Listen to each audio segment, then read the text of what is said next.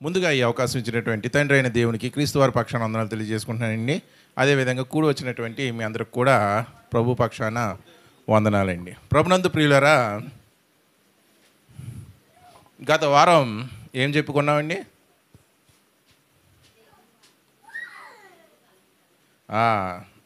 దేవుని వాక్యం సజీవమైనది, బలము గలది అని చెప్పుకున్నాం. ఈ వారం మన ధ్యానాంశం ఏమిటంటే అశ్రద్ధ. ఏంటండి? అశ్రద్ధ. ప్రభునందు ప్రియులరా, మన జీవితంలో అశ్రద్ధ అనేది పరిపాటిగా మారిపోబోతుంది. మనుషుల జీవితాన్ని గమనిస్తే అశ్రద్ధ, నిర్లక్ష్యం అనేది పరిపాటిగా చాలా సహజంగా మారిపోతూ ఉంది కదండి. అలాంటి అశ్రద్ధ లేకపోతే నిర్లక్ష్యం మన జీవితాన్ని ఎంతో డ్యామేజ్ చేస్తుందా లేదా? చేస్తుంది. ఇప్పుడు చూడండి, సరిగ్గా చదువుకోలేని వాళ్ళు ఏమనుకుంటారంటే, చిన్నప్పుడు నేను బాగా చదువుకుంటుంటే ఈ పని నేను చేస్తూ ఉండేవాడిని కాదు, ఇంకా మంచి పొజిషన్లో నేను ఉండేవాడిని. చిన్నప్పుడు అశ్రద్ధగా చేశాను, నిర్లక్ష్యం చేశాను అని బాధపడతారా లేదా? చాలా బాధపడతారు. అరే ఆ పని నేను అప్పుడు ఉంటే బాగుండు, అశ్రద్ధ వల్ల చేయలేకపోయినా, అందుకే ఇప్పుడు ఈ నష్టం వచ్చింది అని బాధపడతామా లేదా? బాధపడతాం. అంటే అశ్రద్ధ లేకపోతే నిర్లక్ష్యం అనేది మన జీవితాన్ని డ్యామేజ్ చేస్తుంది అన్నమాట. మన జీవితాన్ని నాశనం చేస్తుంది. ఈ అశ్రద్ధ లేకపోతే నిర్లక్ష్యం మరీ పీక్ స్టేజ్లోకి వెళ్ళిపోయినప్పుడు, తారాస్థాయికి వెళ్ళిపోయినప్పుడు అది ఏ విధంగా మారిపోతుందంటే బద్ధకంగా మారిపోతుంది. అశ్రద్ధ అన్నా, నిర్లక్ష్యం అన్నా, బద్ధకం అన్నా ఇంచుమించు మూడు ఒకే పదాలు మాట. అంటే ఈ అశ్రద్ధ, నిర్లక్ష్యం అనేది తారాస్థాయి అంటే ఆకాశం అంత ఎత్తుకి ఎదిగిపోతే, ఈ రెండు తారాస్థాయి అంటే ఏంటంటే, తార అంటే ఏంటి? నక్షత్ర స్థాయికి వెళ్ళిపోతే దాన్ని ఏమంటాం? బద్ధకం అంటాం అన్నమాట. ఇవి మన జీవితంలో, ముఖ్యంగా క్రైస్తవుని జీవితంలో అస్సలకే ఉండకూడదు. దీనికి సంబంధించినటువంటి వాక్య భాగం మనం చదువుదామండి. జ్ఞాని అయినటువంటి సొలొమోను రాసినటువంటి సామెతల గ్రంథం 10వ అధ్యాయం 4వ వచనం. జ్ఞాని అయినటువంటి సొలొమోను రాసినటువంటి సామెతల గ్రంథం 10వ అధ్యాయం 4వ వచనం. అందరూ తీయండి, కంగారేం లేదు. అశ్రద్ధగా లేకపోతే నిర్లక్ష్యంగా, బద్ధకముగా పనిచేయవాడు దరిద్రుడగును, శ్రద్ధ గలవాడు ఐశ్వర్యవంతుడు అగును. అంటే ఇది సాధారణంగా మనం ఆలోచించవచ్చు. మనం ఏ పని పాట చేయకుండా ఇంట్లో అలా కూర్చుంటే ఇంట్లోకి ఏమొస్తుంది? దారిద్ర్యం వస్తుందా లేదా? బద్ధకంగా పనిచేయవాడు ఏమవుతాడని చెప్తుంది బైబిల్ గ్రంథం? దరిద్రుడగును. శ్రద్ధ కలిగి పనిచేయవాడు ఐశ్వర్యవంతుడు అగును. అంటే మన దారిద్ర్యానికి లేకపోతే మన దరిద్రానికి కారణం ఏమిటి? బద్ధకం, నిర్లక్ష్యం, అలసత్వం, అశ్రద్ధ, ఇంకా చాలా పేర్లు చెప్పుకోవచ్చు. అంతేగాని వాస్తు కాదు, అంతేగాని గ్రహస్థితి బాగోపోవడం కాదు. ఏం చెప్తుంది? ఎవడు దరిద్రుడు అవుతాడంట? ఎవడి ఇంట్లో దారిద్ర్యం ఉంటుందంట? బద్ధకస్తుడి ఇంట్లో దారిద్ర్యం ఉంటుందంట. శ్రద్ధ కలిగి పనిచేయవాడు ఎలా ఉంటాడంట? ఐశ్వర్యవంతుడు. ప్రభునందు ప్రియులరా, మనం జీవించేటువంటి ఈ 80 సంవత్సరాలు 70 సంవత్సరాల జీవిత కాలంలో ఈ భూమి మీద బతకడానికి దేవుడు ఏం చెప్తున్నాడంటే, ఇదిగో మీరు ఏ పని చేసినా సరే ఆ పనిలో శ్రద్ధ కలిగి చెయ్యండి. మీరు చేస్తున్న పనిలో బద్ధకాన్ని ప్రదర్శించకండి. బద్ధకాన్ని ఒకవేళ మీరు ప్రదర్శిస్తే మీరు దరిద్రాన్ని అనుభవించవలసి వస్తుంది. దారిద్ర్యం మీ ఇంటిలోనికి వస్తుంది. సోమరి తన పాత్రను ఎత్తుకుంటాడంట, కానీ తాగడు. చేతిలో ఉంటుందంట, ఎత్తుకోవడం కాదు. సోమరి చేతిలో చెయ్యి ఉంచుతాడంట, కానీ తాగడంట. ఎందుకు? పానపాత్ర ఎదురుకుండా ఉంటుంది,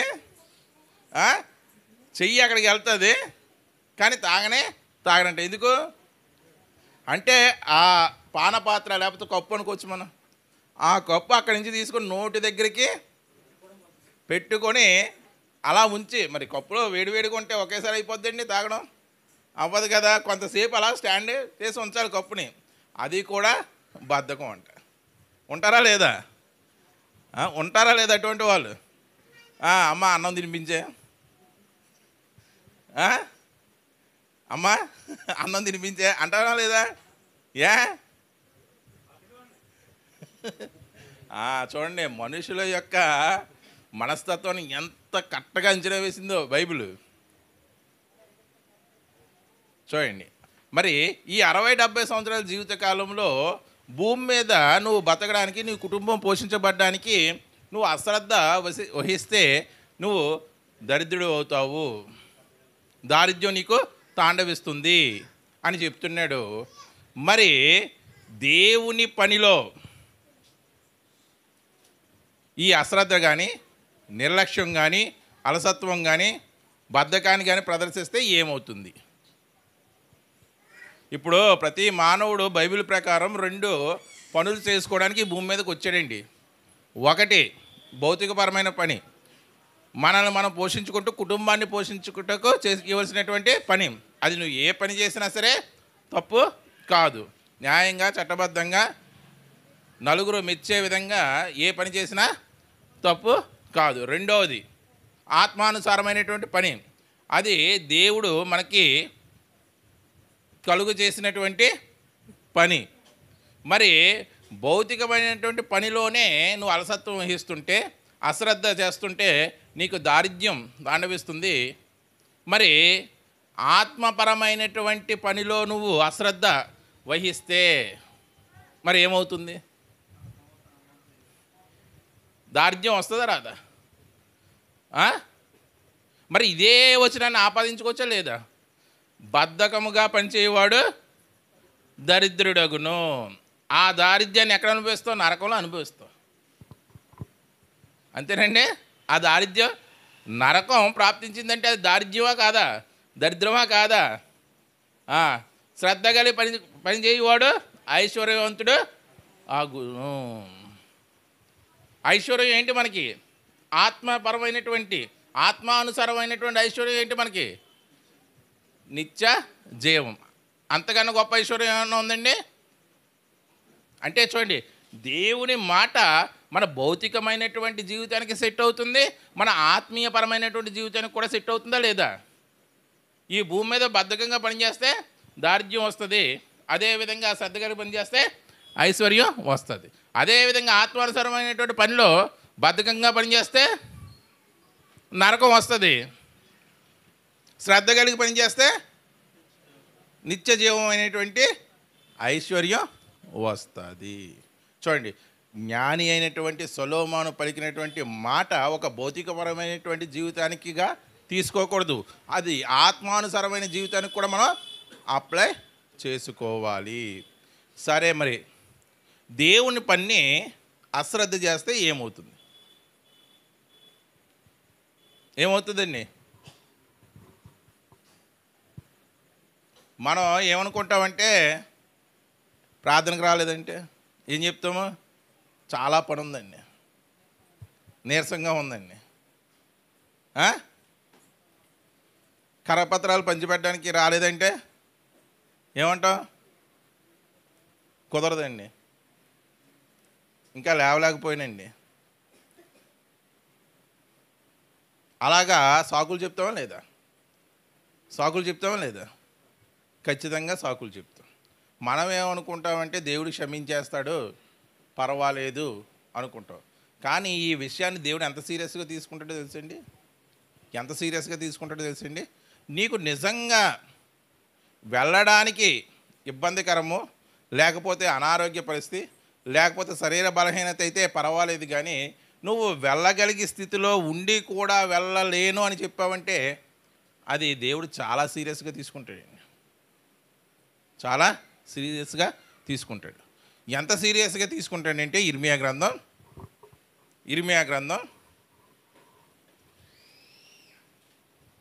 48వ అధ్యాయం అందరూ తీయండి. ఇర్మియా గ్రంథం 48వ అధ్యాయం 10వ వచనం. 48వ అధ్యాయం 10వ వచనం. యెహోవా కార్యమును అంటే కార్యమును అంటే దేవుడి పనిని, యెహోవా కార్యమును అశ్రద్ధగా చేయువాడు చాలండి. యెహోవా కార్యమును అశ్రద్ధగా చేయువాడు ఏమవుతాడంటే శాపగ్రస్తుడవుతాడు అని బైబిల్ సెలవిస్తుందండి. మనమేమనుకుంటామంటే మన అయ్యగారు ప్రార్థన చేసేస్తే నాకు ఆశీర్వాదం వచ్చేస్తుంది. ముగింపు ప్రార్థన అవ్వగానే ఏమిస్తారు? దానికి అటెండ్ అయ్యే వాళ్ళు కూడా చాలామంది ఉన్నారు. ఆరాధన కార్యక్రమంలో ఏది మిస్ అవ్వకపోయినా దీవెన ఆశీర్వాదానికి ఖచ్చితంగా అటెండ్ అయిపోవాలనే భావన చాలామందిలో ఉంటుంది. ఎందుకు ఆశీర్వదిస్తే ఆశీర్వదించబడతామని. నువ్వు దేవుని సన్నిధికి రాకుండా సరైనటువంటి సమయానికి ఆరాధన సరిగ్గా చేయకుండా ఆశీర్వాదానికి వస్తే, పనికి రాకుండా భోజనానికి వస్తే ఎలా చూస్తారు మీరు? ఏమండే ఏదో సామెత ఉంటుంది కదా, పనికి పోతురాజు తిండికి తిమ్మరాజు. అదేనా? అదా కాదా? దేవుడు కూడా అదే అంటాడు. దేవుడు కూడా అదే అంటాడు. అంటే మనకి ఆశీర్వాదాలు కావాలి.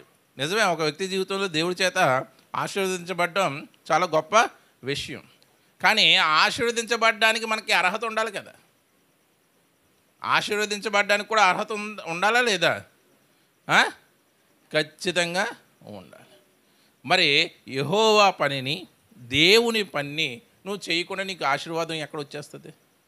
నువ్వు అనుకుంటున్నావు అంతే, మా అయ్యగారు దీవించేస్తే ఆశీర్వాదం వచ్చేస్తుంది. ఇప్పుడు పరీక్షకి వెళ్ళి పిల్లవాడిని నేను దీవిస్తాను, నీకు ఫస్ట్ క్లాసు వచ్చును గాక అని, వాడు చదవకుండా వచ్చేస్తుందా?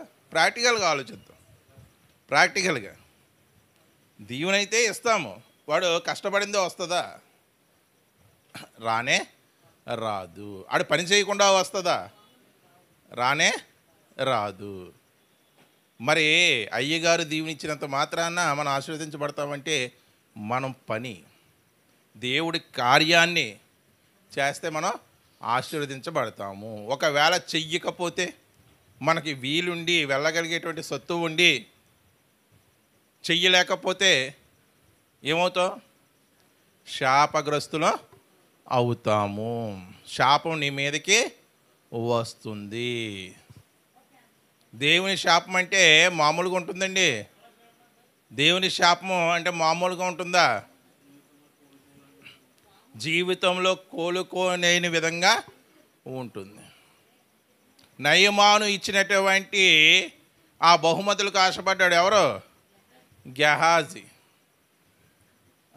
గొప్ప ప్రవక్త యొక్క సన్నిధిని విడిచిపెట్టి ధనం వెంట పరిగెట్టాడు. ఏ శాపాన్ని పొందుకున్నాడు? ఏ శాపాన్ని? కుష్ఠరోగం అనేది. ఒక్క తరంతో ఆగిపోయిందా? తరతరాలన్నిటికీ కూడా ఆ శాపం వచ్చింది. చూడండి, మరి ఎప్పుడన్నా ఆలోచించామండి ఇలాగే? ఎప్పుడన్నా చదివామండి? యెహోవా పనిని అశ్రద్ధగా చేయువాడు శాపగ్రస్తుడు అవుతాడు. ఏంటి ఆ శాపం?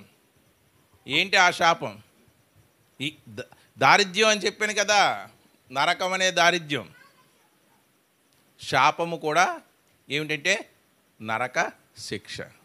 నరక వాసునిగా మనం ఉండటమే శాపం.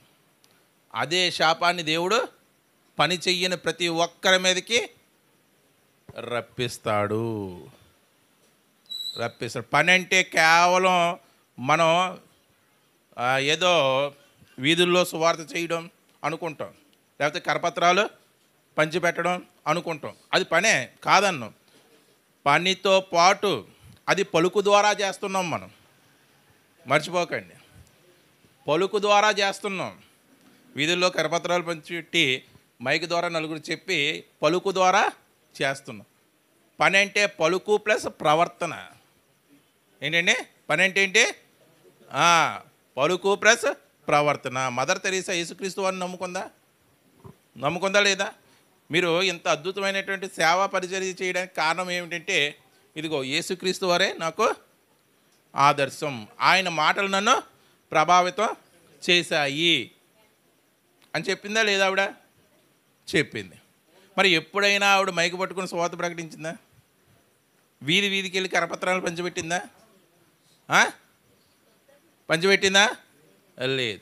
మరి సువార్త ఎలా చేసింది ఆవిడ? క్రియల ద్వారా, ప్రవర్తన ద్వారా. అంటే మనము యెహోవా కార్యం అంటే ఎలా చెయ్యాలంటే మన పలుకు ద్వారా చెయ్యాలి, మన ప్రవర్తన ద్వారా కూడా చెయ్యాలి. మీ వలననే కదా నా నామం అన్యజనుల మధ్య దూషించబడుతుంది. దేవుని నామాన్ని దూషించబడేలాగే మనం ఏం చేస్తున్నామంటే మన క్రియలు, మన ప్రవర్తన సరిగ్గా లేదు.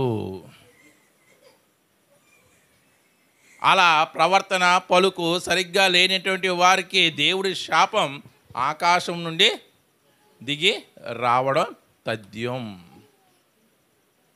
నువ్వు ఎంతమంది చేత ప్రార్థనలు చేయించుకో, నీ పని నువ్వు సరిగ్గా చేయలేదంటే నీ ఆధ్యాత్మిక జీవితంలో దేవుడు నీకు ఇచ్చినటువంటి ఆయుష్లో నువ్వు దేవుడు పని సరిగ్గా చెయ్యలేదంటే, పలుకు ద్వారా ప్రవర్తన ద్వారా రెండింటి ద్వారా చెయ్యలేదంటే నువ్వు ఎంత గొప్ప దైవజనుల దగ్గర ప్రార్థన చేయించుకో, నీ శాపం ఎన్నటికీ కూడా తొలగిపోదు. నీ శాప శిక్ష అలాగే నిలిచి ఉంటుంది. గొప్ప దైవజనుడు గెహాజీ గురువుగారు ఎవరో? ఎలీషా. గొప్ప దైవజనుడి దగ్గర ఉన్నాడని ఆశీర్వాదం వచ్చిందా? శాపం పోయిందా? శాపాన్ని అనుభవించాడు. ఖచ్చితంగా దేవుడి యొక్క పనిని అశ్రద్ధ చేస్తే శాపానికి ఖచ్చితంగా గురి అవుతాము. దేవుడు మనకి 2 రకాలైనటువంటి పనులు అప్పగించాడు. మన కుటుంబాన్ని మనల్ని పోషించుకునేటువంటి పని ఒకటి, రెండోది ఆత్మానుసారమైనటువంటి పని, దేవుడు పని. దాన్ని కూడా ప్రతి క్రైస్తవుడు కూడా నిర్వర్తించాలి. అప్పుడే ప్రతి క్రైస్తవుడికి ఏమొస్తుందంటే నిత్య జీవం అనేది వస్తుంది. లోకాసు వార్త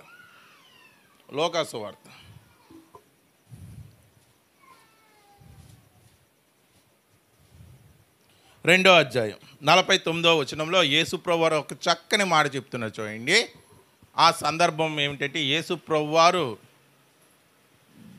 పస్కా పండుగను ఆచరించడానికి యెరూషలేము దేవాలయానికి వెళ్ళినప్పుడు, తప్పిపోయినప్పుడు ఆ తల్లిదండ్రులు ఆయన్ని వెతుకుతున్నప్పుడు సందర్భంలోనేటువంటిది ఈ మాట.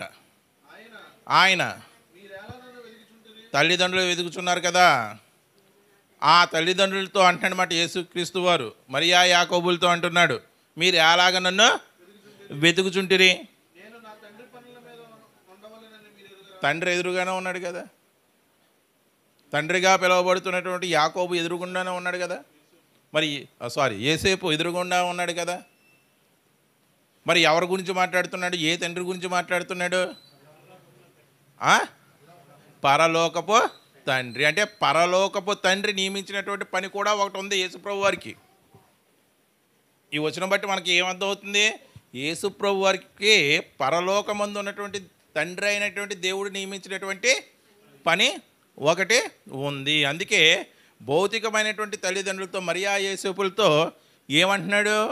మీరు నన్ను ఎలా వెతుకుచున్నారు? నా తండ్రి పనుల మీద నేను ఉండవాలని మీరు ఎరుగరా?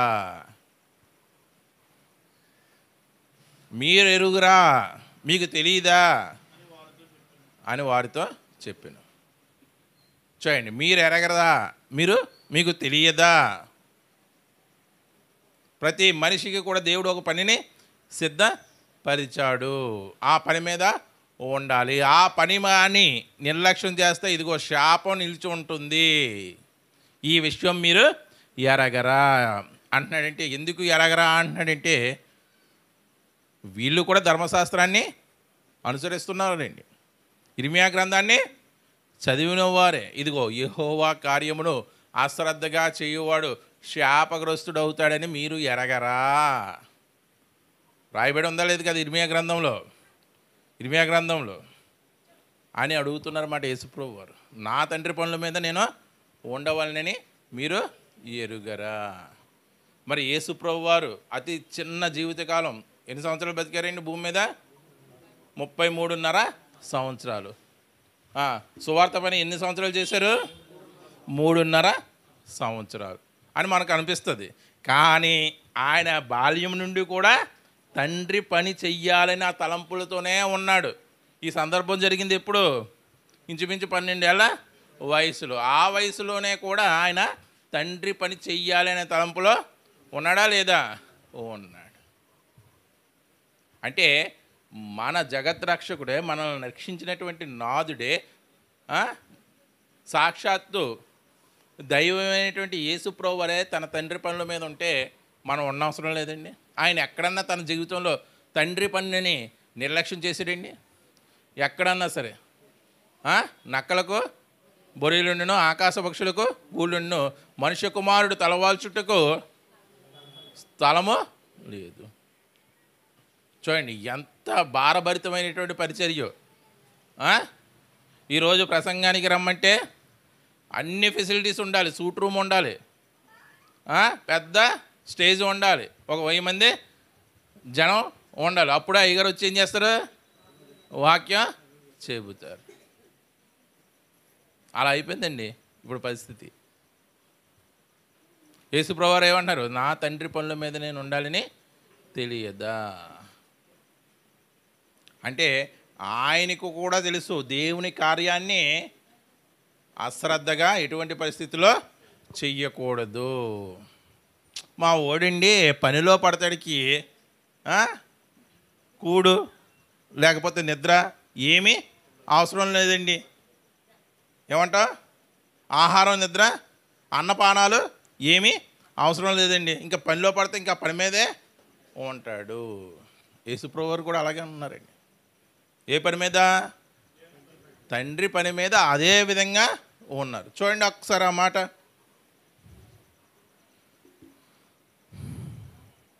యోహాను సువార్త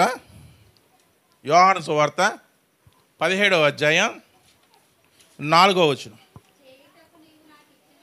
ఇదిగో తండ్రి అయినటువంటి దేవా, చేయుటకు నీవు నాకు అప్పగించినటువంటి పని అంటే యేసు ప్రభు వారికి దేవుడు చేయుటకు పని అప్పగించాడు. మనకే తినడానికి తిండి అప్పగించాడా? మనకి కూడా చేయుటకు పని అప్పగించాడా లేదా? చూడండి ఎంత చక్కగా చెప్తున్నారు. చేయుటకు నీవు నాకు అప్పగించినటువంటి పని సగం సగం కాదు, అప్పుడప్పుడు కాదు, ఖాళీగా ఉన్నప్పుడు కాదు. చేయుటకు నీవు నాకు అప్పగించినటువంటి పని నేను సంపూర్ణముగా నెరవేర్చి భూమి మీద నిన్ను నేను మహిమ పరిచాను. అంటే దేవుణ్ణి మహిమపరచాలంటే మనం పాటలు పాడితే ఆయన మహిమపరచబడ్డు, మనం తప్పట్లు కొడితే ఆయన మహిమ పరచబడ్డు. పాటలు, తప్పట్లు ఇవన్నీ కూడా మనల్ని మనం జీవింప చేసుకోవడానికి. మరి నిజంగా దేవుని మహిమపరచాలంటే పని చెయ్యాలి. ఏమన్నారు? భూమి మీద చక్కగా పాడి నిన్ను నేను మహిమపరిచాను అన్నారా? చేయుటకు నీవు నాకు అప్పగించినటువంటి పనిని నేను సంపూర్ణము చేసి నిన్ను నేను మహిమ పరిచాను. ఇదండి అసలైనటువంటి ఆరాధన, పని అండి అసలైనటువంటి ఆరాధన. అందుకే ఇంగ్లీష్లో ఒక సామెత అన్నారు, వర్క్ ఈజ్ వర్షిప్. మరి పాటలో అంటే ఏంటంటే వాక్యం వినడానికి మన హృదయాన్ని మనం సిద్ధపరచుకునేటువంటి ఒక చక్కని ఆయుధం వంటిది పాట. అర్థమైందండి? వాక్యం వినడం ఎంత ప్రాముఖ్యం.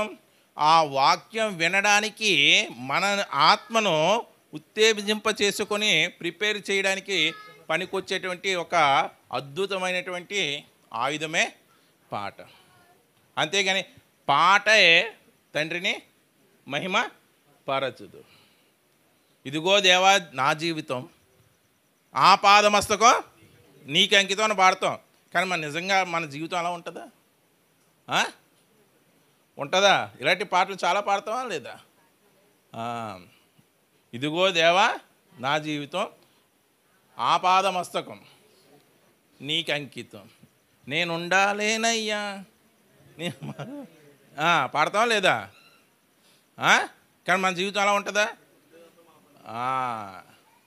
అంటే పాటల ద్వారా ప్రభుని మహిమ పరచలేము, కానీ పని ద్వారా దేవుణ్ణి మహిమ పరచగలము.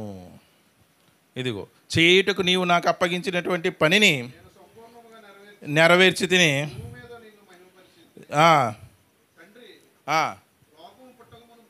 లోకము పుట్టక మునుపు నీ వద్ద నాకు ఏ మహిమ ఉండునో, అదిగో లోకం పుట్టక ముందు దేవుని దగ్గర క్రీస్తు వారికి మహిమ ఉందంట.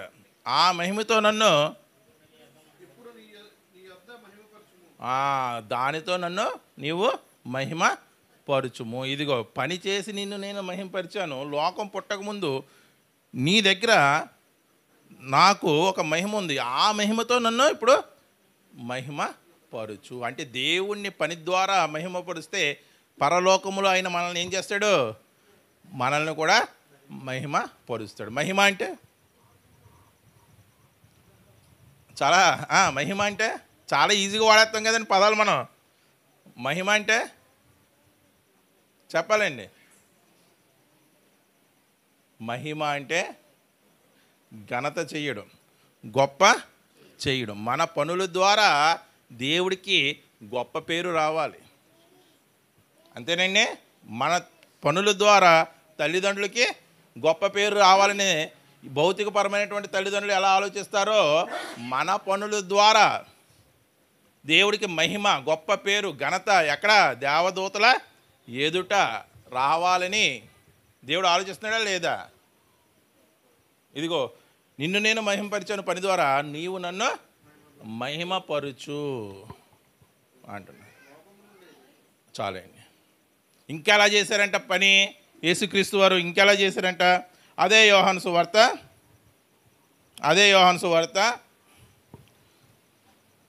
4వ అధ్యాయం 34వ వచనం.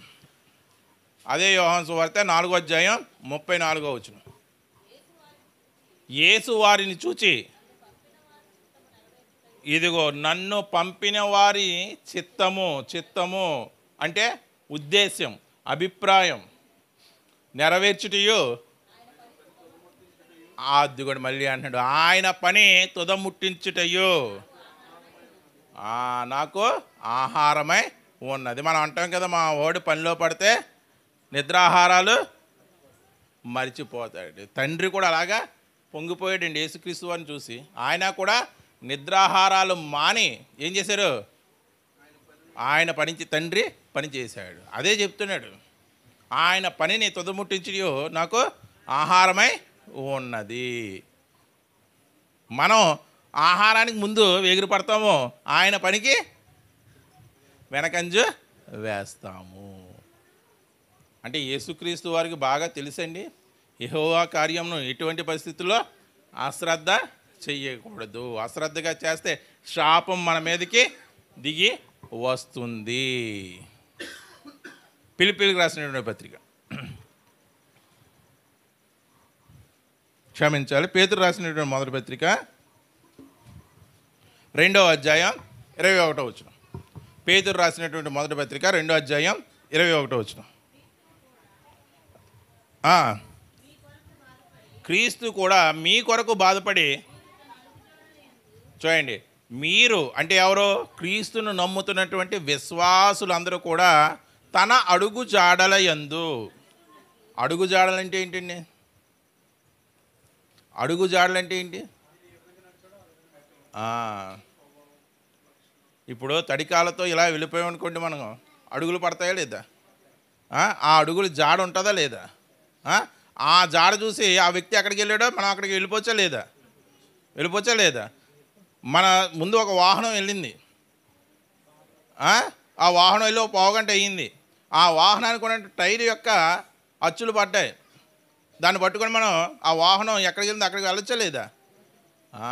క్రీస్తు కూడా మీ కొరకు శ్రమపడి కష్టపడి మీరు తన అడుగు జాడల యందు నడుచుకున్నట్లు మీకు మాదిరి ఉంచి పోయెను. మనకి మాదిరి ఉంచి వెళ్ళాడంటే అండి, దేంట్లో మాదిరి ఉంచి వెళ్ళాడు? అనేక విషయాల్లో మాదిరి ఉంచాడు. తండ్రి పనిని భూమి మీద ఎలాగా చెయ్యాలో మాదిరి ఉంచాడా లేదా? లెక్కల మాస్టరు ఒక మాదిరి లెక్క చేస్తాడు, తర్వాత ఇంకో లెక్క ఎత్తాడు, సేమ్ అలాగే ఆ మాదిరిని చూసి ఈ లెక్క చేసేస్తే ఆన్సర్ వచ్చేద్ది. రేపు హోంవర్క్ చేసుకొచ్చామంటాడు. ఆ మాదిరిని చూసి నువ్వు సరిగ్గా ఫాలో అవ్వకుండా లెక్క చేస్తే ఆన్సర్ రాలేదు. మరుసటి రోజున నీ వీపు ఏమైపోద్ది? దేవుడు కూడా అంతేనండి. మాదిరిగా క్రీస్తుని ఉంచాడు, ఆయన్ని ఫాలో అవ్వ మనం పరలోకం చేరాలి. లేకపోతే నరకంలో ఏమవుతుంది? మన వీపు విమానం మోత. ఆయన లెక్కల మాస్టర్ అండి, లెక్కల మాస్టరా కాదా? మనుషుడు ఆడు ప్రతి వ్యర్థమైనటువంటి మాటకు తీర్పు దినావున ఏం అప్పగించాలి? లెక్క ఎవరికి అప్పగింతాం? సైన్స్ మాస్టర్కా, హిందీ మాస్టర్కా, తెలుగు మాస్టర్కా? లెక్కల మాస్టర్కే కదా. అంటే మనుష్యుడాడు ప్రతి వ్యర్థమైన మాటకు లెక్క అప్పగించుకుంటాడంటే ఆయన ఎవరో గొప్ప మ్యాథమెటిషియన్, ఆయన అకౌంటెంట్, చార్టెడ్ అకౌంటెంట్. మీరు ఏదన్నా అనుకోండి, లెక్క మాత్రం ఖచ్చితంగా అప్పగించి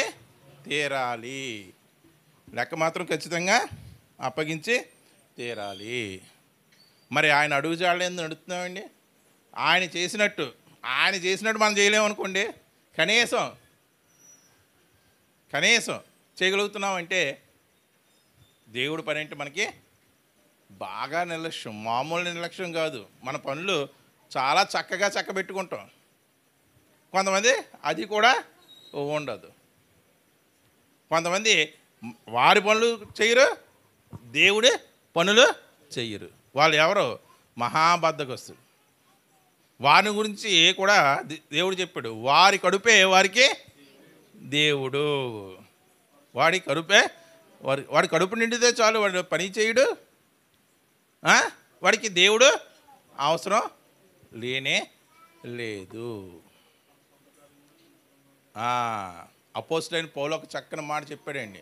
అపోస్తులైన పౌలు ఒక చక్కని మాట చెప్పాడు. ఫిలిప్పీయులకు రాసినటువంటి పత్రిక 2వ అధ్యాయం 21వ వచనం. ఫిలిప్పీయులకు రాసినటువంటి పత్రిక 2వ అధ్యాయం 21వ వచనం. అందరూ, కొందరు కాదండి, అందరూ తమ సొంత కార్యములనే చూచుకొనుచున్నారు కానీ యేసుక్రీస్తు కార్యమును చూడరు. అదేంటండి, ఇప్పుడు వరకు యెహోవా కార్యము అని చెప్పారు. మళ్ళీ పౌలు వచ్చేయమంటున్నాడు, యెహోవా కార్యాన్ని నేను నిర్వర్తించాను, ఆయన కార్యాన్ని తుదముట్టించడయే నాకు ఆహారమై ఉన్నదని చెప్పాను. ఇదిగో దేవా, చేయుటకు నువ్వు నాకు అప్పగించినటువంటి పనిని నేను సంపూర్ణం చేసి భూమి మీద నేను మహింపరిచానని యేసుప్రభువారు అన్నారు కదా. అంటే దేవుని కార్యము ఎవరు ఫుల్ఫిల్ చేయగలిగారు? ఆదాము నుండి క్రీస్తు వరకు క్రీస్తు వారు ఒక్కరే ఆయన కార్యాన్ని ఫుల్ఫిల్, అందుకే సంపూర్ణము చేసి తిని. ఆదాము చేయలేకపోయాడు, అబ్రహాము చేయలేకపోయాడు, మోషే చేయలేకపోయాడు, ఎవరు కూడా చేశారు కానీ ఫుల్ఫిల్ సంపూర్ణము చేయలేకపోయిరి. వాళ్ళు సంపూర్ణం చేసి ఉంటే ధర్మశాస్త్రం అనే చెర, పాత నిబంధన అనే చెర వాళ్ళు ఉన్నప్పుడే కొట్టివేయబడేది. కానీ క్రీస్తు వచ్చినప్పుడు, క్రీస్తు శరీరం ముందు అది కొట్టివేయబడిందంటే దేవుని యొక్క పనిని ఫుల్ఫిల్ చేసిన వాళ్ళు ఎవరు? యేసుక్రీస్తు ప్రభు ఒక్కడే. మరి ఆయన మనకు పని అప్పగించాడు కదా. ఇప్పుడు ఆయన మనకు పని అప్పగించాడా లేదా? అప్పగించాడా లేదా? అన్యుల జనుల ఎదుట మీ వెలుగుని ప్రకాశింప నీయుడి. మన పని ఏంటి? లోకమందు మన వెలుగుని ప్రకాశింప చేయాలి. ఏ వెలుగు? ఏ వెలుగు అది? అదే జేహోవా వెలుగే. ఆ వెలుగు ఎక్కడి నుంచి వచ్చింది మనకి? యేసుక్రీస్తు నుండి వచ్చిందండి. ఆయన ప్రపంచానికి ఇదిగో నిజమైనటువంటి వెలుగుండెను. అది లోకములోకి వచ్చినది, లోకం దాన్ని గ్రహింపలేదు. ఆ నిజమైనటువంటి వెలుగు మనలోకి ఎలా వచ్చింది? క్రీస్తు వారిని మనం ఎలా ఆపాదించుకున్నాం? వాక్యము ద్వారా ఆపాదించుకున్నాం. మనం అందరూ కూడా ఎలా వెలిగింపబడ్డాం? వాక్యం ద్వారా వెలిగింపబడ్డాం. ఇప్పుడు అన్యజనుల ఎదుట మీ వెలుగుని ప్రకాశింపనీయుడు అంటే మనము ఏం చెయ్యాలి? ఏం చెయ్యాలి? వాక్యాన్ని వారికి ప్రకటించాలి. ప్రకటించబడినటువంటి వాక్యం ప్రకారం మన ప్రవర్తన ఉండాలి. అప్పుడే అన్యజనుల ఎదుట మన వెలుగు అంటే క్రీస్తు నుండి ఇచ్చినటువంటి వెలుగు ప్రకాశింప చేస్తామన్నమాట. అప్పుడు వరకు కూడా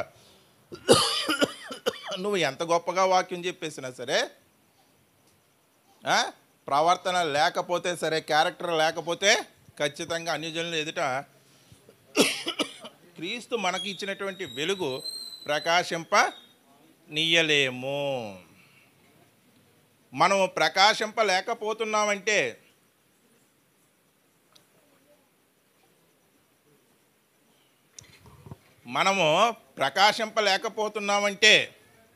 అర్థం ఏంటి? మనలో వాక్యము లేదు, మనలో క్యారెక్టర్ లేదు. ఎవడైనా దీపమును వెలిగించి మంచం కింద కానీ కొంచెం కింద కానీ పెట్టాడు. అలా చాలామంది దీపం వెలిగించి వాక్యము వచ్చి ఏం చేస్తున్నారు? వాక్యం తెలుసుకొని ఆ వెలుగుని మంచం కింద కొంచెం కింద పెడుతున్నారు. కానీ ఇంటి వారందరికీ వెలిగించుటకు, ఇల్లు అంటే ఏ ఇల్లు? మన ఇల్లు కాదు, ప్రపంచాన్నే ఇల్లు అంటున్నాడు అనమాట. ఇంటి వారిని అందరికీ వెలిగించుటకు అది ఎక్కడ పెట్టబడాలి? దీపస్తంభం మీద పెట్టబడాలి. అంటే మన క్రియలు అంత ఎత్తుకి ఉండాలి. దీపస్తంభంతో ఎందుకు పోల్చాడు? అది ఎత్తులో ఉంటుంది కదా. కరెంట్ పోల్ ఎక్కడ ఉంటుందండి? ఎత్తులో ఉంటుంది. ఆ ఎత్తులో ఉంటేనే మనకి వెలుగు వస్తుంది. కిందకి ఉందనుకో అది వెలుగు రాదు. అంటే మన క్రియలు అంత ఉన్నతంగా ఉంటేనే మన ప్రకాశం ప్రజలకి అందుతుంది, లేకపోతే అందదు. అందుకే అపోస్తలుడైన పౌలు ఏమంటున్నాడంటే, అందరూ తమ సొంత కార్యములనే చూచుకొనుచున్నారు కానీ యేసుక్రీస్తు కార్యములను చూడరు. యేసుక్రీస్తు వెలుగుని అన్యజనుల ఎదుట ప్రకాశింప నీయరు.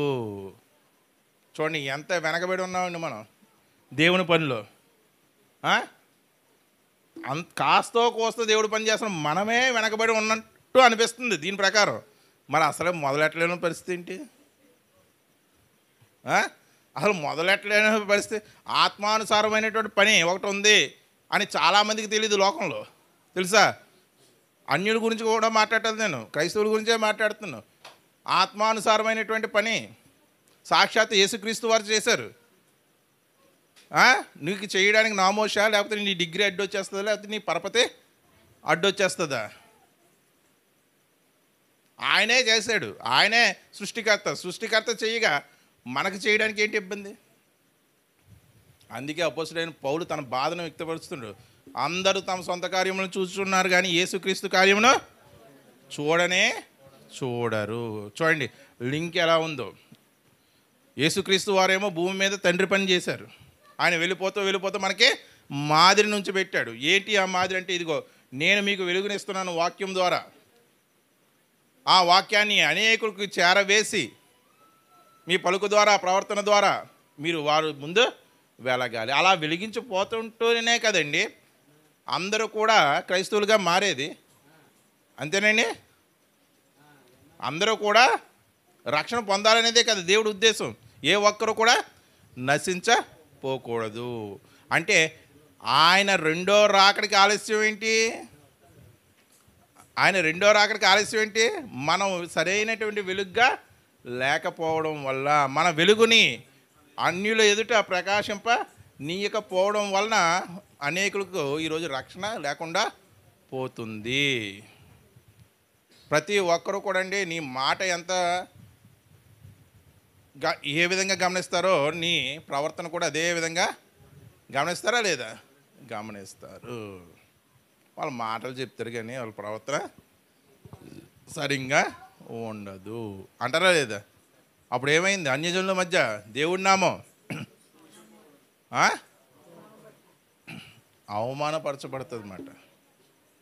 అంటే చూడండి, మన అశ్రద్ధ అనేది క్రీస్తు రెండో రాకడికి ప్రతిబంధకంగా మారిపోతుందా లేదా? ఎవరి అశ్రద్ధ? క్రైస్తవుడు ఒక వెలుగే లోకంలో ప్రకాశిస్తేనే సువార్త నలుమూలలకు వ్యాప్తి చెందుతుంది. అది వ్యాప్తి చెందనంత వరకు కూడా క్రీస్తు రెండో రాకడ జరగదు. అంటే మన అశ్రద్ధ చూడండి, క్రీస్తు రెండో రాకడకు కూడా ప్రతిబంధకంగా మారిపోతుందా లేదా? మారిపోతుంది.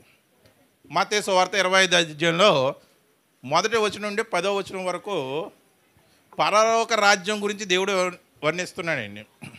పరలోక రాజ్యం ఎలా ఉంటుందంటే, పెండ్లి కుమారుణ్ణి ఎదుర్కొనుటకు తమ దివిటీలను సిద్ధపరుచుకున్నటువంటి పరలోక రాజ్యము తమ దివిటీలను పట్టుకొని పెండ్లి కుమారులను ఎదుర్కొనుటకు బయలుదేరిన, అదిగోండి అంతమంది కన్యకులు బయలుదేరారంటే పెండ్లి కుమారుని ఎదుర్కొంటకు 10 మంది. ఇంతకీ దేనికి ఉపమానంగా చెప్తున్నాడు? దాన్ని ముందు అది గ్రహించాలి. పరలోకానికి ఉపమానంగా చెప్తున్నాడు, అంతే కదండి. పరలోకం ఏ విధంగా ఉంటుంది అంటే, అది ఏ విధంగా వస్తుంది అంటే, ఇదిగో పెండ్లి కుమారుని ఎదుర్కొనడానికి దివిటీలు పట్టుకొని 10 మంది కన్యకులు బయలుదేరేవాడంట. ఇక్కడి నుంచి మనకు తెలుసు, అందులో 5 బుద్ధి గలవారు, 5 బుద్ధి లేనివారు. బుద్ధి గలవారు బుద్ధి లేనివారు అని ఎలా చెప్పగలుగుతున్నాం?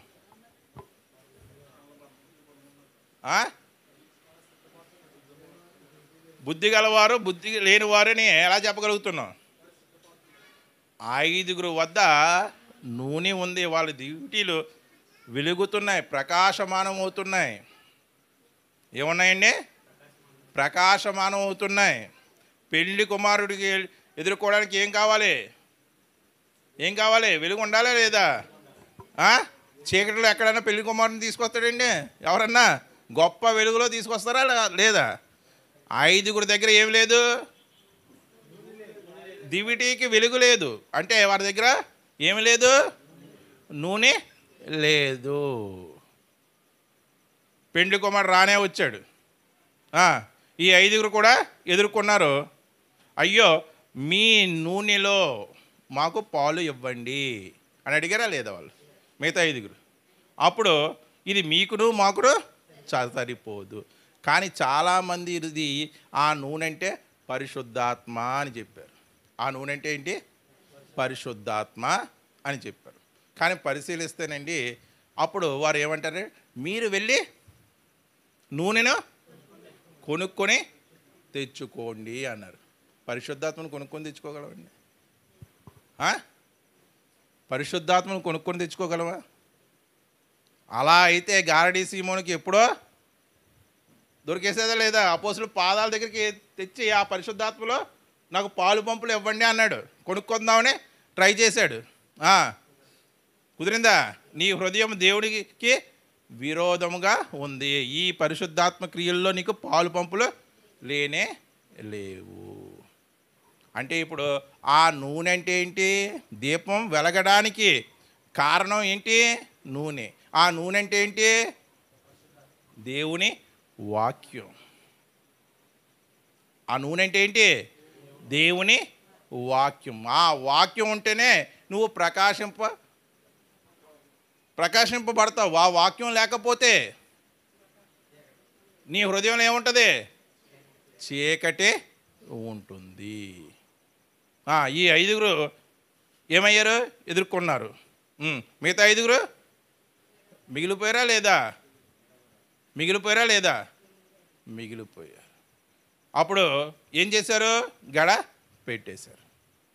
గడపెట్టేశారా లేదా? అంటే ఈ ఉపమానం అంతా కూడా దేనికి ఉదాహరణగా చెప్తున్నాడు? పరిశుద్ధాత్మకు కాదు, పరలోక రాజ్యానికి సిద్ధపాటు గురించి చెప్తున్నాడు అన్నమాట. దేని గురించి? సిద్ధపాటు గురించి చెబుతున్నాడు. వాక్యమే నీకు దీపమై ఉండాలి. నీ దీపం వెలగకపోతే ఏమవుతుందంటే నువ్వు క్రీస్తు రెండవ రాకడలో ఆ పెండ్లి కుమారుణ్ణి ఎదుర్కొనలేవు. నువ్వు సిద్ధపాటు లేకపోతే నీ జీవితంలో నువ్వు ఎదుర్కొనలేవు. అంటే క్రీస్తుని ఎదుర్కొనేటువంటి పనిలో కూడా ఈ బుద్ధి లేని కన్యకులు ఎలా ఉన్నారు? అశ్రద్ధగా ఉన్నారు. అంటే వాక్యము వారి హృదయాల్లో ప్రకాశింపబడడం లేదు. అంతే కదండి. ఎలా ప్రకాశించబడుతుంది? వాక్యం ఒక పావుగంట చెప్తుంటే ఇన్నెలైనటువంటి పరిస్థితుల్లో రోజు విశ్వాసులు ఉన్నారు. 1 గంట చెప్తుంటే ఎప్పుడు ముగించేస్తాడరా బాబు అనే పరిస్థితుల్లో విశ్వాసులు ఉన్నారు. అప్పుడు నీ హృదయం ఒక దివిటీగా వెలగాలంటే మరి వాక్యం ద్వారా కాకపోతే ఇంక దేని ద్వారా వెలుగుతుంది? నీలో వాక్యం ఒక దివిటీగా వెలుగుతుంటే ఆ దివిటీని ఆరిపోకుండా పరిశుద్ధాత్ముడు కాపాడతాడు. అంతేనండి. వాక్యం నీ హృదయంలో దివిటీగా వెలుగుతుంటే ఆ అపవాది ఆ దివిటీని ముట్టకుండా పరిశుద్ధాత్మ దేవుడు సహాయం చేస్తాడు. వినుట వలన విశ్వాసము కలుగును, వినుట క్రీస్తు యేసు మాట వలన కలుగును. మరి ఆ క్రీస్తు యేసు మాట చెప్తామంటేనే ఈరోజు పారిపోతున్నారు. మేము రావంటున్నారు, మాకు పరమ బోర్ అంటున్నారు. చెప్తున్నప్పుడు ఏం చేస్తున్నారు? వింటున్నారా?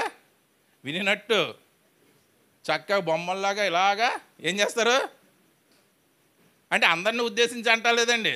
చాలామంది విన్నట్టు తల ఊపుతారు, కానీ వారి మనసు మాత్రం ఎక్కడో సంచారం చేస్తుంది. అంటే వాక్యమే నీ హృదయాన్ని, నీ హృదయం అనే దివిటిని వెలిగించేది. ఆ వెలిగింపబడినటువంటి దివిటి అపవాది ముట్టకుండా సహాయం చేసేది పరిశుద్ధాత్ముడు. అంటే వాక్యం వినేటువంటి ప్రక్రియలోనే నువ్వు అశ్రద్ధ చేస్తున్నావంటే శాపం నీ మీదకి వస్తుందా రాదా? ఎందుకంటే జీవవాక్యం అండి.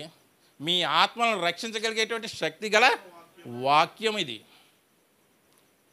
ఆ శక్తి గల వాక్యంతో హృదయాన్ని వెలిగించుకోకపోతే శాపం ఖచ్చితంగా దిగి వస్తుంది. యోన గొప్ప ప్రవక్త. దేవుడు ఏం చెప్పాడు? ఇదిగో నినివే పట్టణం మీద మహా ఉగ్రత రాబోతుంది, నువ్వు వెళ్ళి నా మాటగా వారికి చెప్పు, ఆ ఉగ్రత నుండి తప్పించబడతారు వారు మారు మనసు పొందమని చెప్పండి. అంటే ఏం చేశాడు? నినివేకి వెళ్ళే వాడు ఎక్కకుండా ఎక్కడికి వెళ్ళే వాడు ఎక్కాడు? తర్షీషుకి వెళ్ళేటువంటి వాడు ఎక్కాడు. గొప్ప మంచి ప్రవక్త.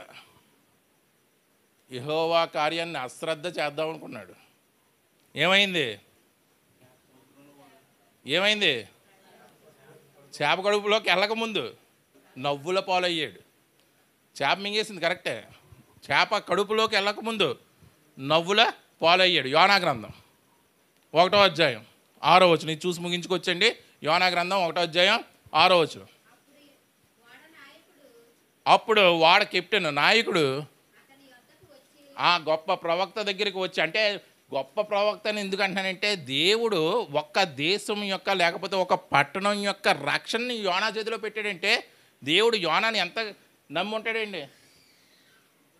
యోనాది ఎంత గొప్ప క్యారెక్టర్ అయి ఉంటుంది అంటే అంత గొప్పవాడు కూడా నిర్లక్ష్యం చేస్తాడు. నిర్లక్ష్యం వస్తుంది ఏదో సమయంలో అని యోనా జీవితం ద్వారా మనకు అర్థమవుతుంది. అప్పుడు ఆ వాడ నాయకుడు అతని యొద్దకు వచ్చి ఎవరిని? ప్రవక్తని, దేవుని భక్తుడిని. రాజులే గడగడలా ఒడిగిపోతారు. ప్రవక్త అనే చాలా చక్కగా మర్యాదగా హుందాతనంగా మాట్లాడతాడు. అటువంటి గొప్ప స్థాయి ఉన్నటువంటి ఒక గొప్ప ప్రవక్త ఒక వాడ నాయకుడి దగ్గర, మరి అతడు అన్యుడై ఉండొచ్చు, ఒక అన్యుడి దగ్గర ఏమనిపించుకుంటున్నాడు? ఓయి ఓయి ఓయి అంటే ఏంటండి? గౌరవచనమా? ఎవరినన్నా ఓయి అన్నామంటే ఓయి ఏంటి, నీ గౌరవం తెలీదా అంటారా లేదా? అంటే ప్రవక్తకి ఆ రోజుల్లో సమాజంలో ఎంత గౌరవం ఉండేది? అంటే దేవుడి పని అశ్రద్ధగా చేయకపోవడం వల్ల కూడా చూడండి, ఒక అన్యుడు చెప్పగలుగుతున్నాడు, ఓయి నిద్ర పోతా, నీకు ఏమి వచ్చినది, నీకు ఏ పోయే కాలం దాపరించిందని, నీకు ఏం వచ్చిందని అక్కడ రాయబడి ఉంది. కానీ ఇన్నర్ మీనింగ్లోకి వెళ్తే నీకు ఏ పోయే కాలం దాపరించింది, లేచి నీ దేవుని ప్రార్థించుము. మనం చావకుండా ఆ దేవుడు చూడండి. అంటే ప్రవక్త గుర్తు చేయాలండి, ప్రవక్త గుర్తు చేయాలండి. అంటే అంత హీన స్థితిలోకి ఎందుకు వెళ్ళిపోయాడు? అశ్రద్ధ, అశ్రద్ధ, నిర్లక్ష్యం. లేచి నీ దేవునికి నువ్వు ప్రార్థించు అంటున్నాడు అనమాట. పోనీ అశ్రద్ధ చేశాడు, చివరికి ఆ కార్యం చేయకుండా తప్పిందా? దేవుడు ఎలా బుద్ధి చెప్పాడు? ఎలా ఎలా బుద్ధి చెప్పాడండి? తుఫాన్ వచ్చి ఆ వాడ బద్దలైపోయింది. యోనాని యోనాని పాడేశారు. చేప వచ్చి ఏం చేసింది? మింగేసిందా లేదా? మింగేసింది. అప్పుడు ఎక్కడి నుంచి ప్రార్థన చేశాడు? చేప కడుపు నుండి ప్రార్థించాడు. ఏమండి, మనం ప్రార్థన చేసుకునేటప్పుడు మన ప్రార్థనా స్థలాన్ని చాలా శుభ్రంగా చేసేసుకుంటూ ఉంటాం. మంచిదే, శుభ్రంగా చేసుకోవాలి, శుభ్రంగా చేసేసుకోవాలి, మంచిదే. అలా చేసుకొని ప్రార్థించడం చాలా మంచిదే. కానీ చేప గర్భం అనేది ఎంత మురికి కోపంగా ఉంటుంది, ఎంత నీచు వాసన వస్తుందండి. చిన్న చేప కోస్తేనే మనకి భయంకరమైన వాసన, ఇంకా అది తిమింగలం లాంటిది. మరి ప్రార్థనకు పవిత్ర స్థలం కావాలంటాం కదా మనం. ఉండడం మంచిదే, తప్పు అనడం లేదు నేను.